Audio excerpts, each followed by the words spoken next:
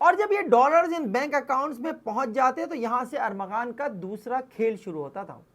अरमगान in dollars से crypto currency, खास तौर पर बिटकॉइन खरीदता था, और ये बिटकॉइन खरीदे जाते थे American based crypto exchange Coinbase से।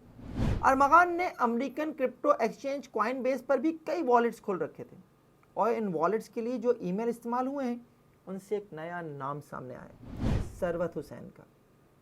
सरवत हुसैन के नाम पर बनी हुई 2 ईमेल आईडी से कॉइनबेस पर क्रिप्टो करेंसी वॉलेट्स खोले गए थे, जबकि एक और ईमेल द रियल बॉस के नाम से है।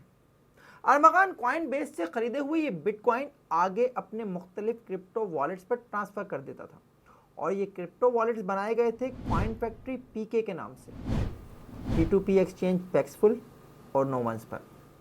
मैंने कोशिश तो पूरी की है कि अरमगान के इस खेल को आसान अल्फाज में समझा सकूं, और अगर फिर भी कहीं कोई कमी रह गई हो तो माजरत ही कर सकता हूं। अब जरा आगे बढ़ते हैं और आते हैं अरमगान की मनी लॉन्ड्रिंग पर। अरमगान को पाकिस्तान में अपना कॉल सेंटर चलाने और अपनी अय्याशियों के लिए भी खतीर रकम की ज़रूरत पड़ती थी, और यहाँ से शुरू होती है पाकिस्तानी कवानीन की खिलाफ वर्जी। मनी लॉन्ड्रिंग पाकिस्तान समेत दुनिया भर में एक भयानक जुर्म तस्वुर किया जाता है, और अरमगान ने ये जुर्म बार बार किया है। उसे जब भी पाकिस्तान में पैसों की ज़रूरत पड़ती तो वह अपने क्रिप्टो करेंसी के वॉलेट से बिटकॉइन किसी तीसरे शख्स के वॉलेट्स में ट्रांसफ़र कर देता था, और वहाँ से रकम पाकिस्तान में अरमगान के मखसूस बैंक अकाउंट्स में पहुँच जाती थी।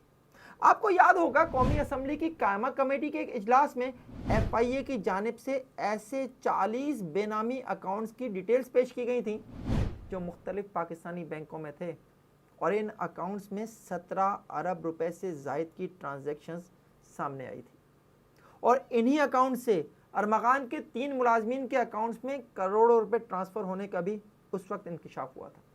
लेकिन नई बात यह है कि ये 3 नहीं बल्कि 7 अकाउंट्स हैं जिनमें करोड़ों रुपए ट्रांसफ़र होते रहे हैं, और इन अकाउंट्स को ऑपरेट अरमगान किया करता था। इनमें से 2 अकाउंट एक लड़की के नाम पर भी हैं। पता नहीं ये सिलसिला कहाँ जाकर रुकेगा।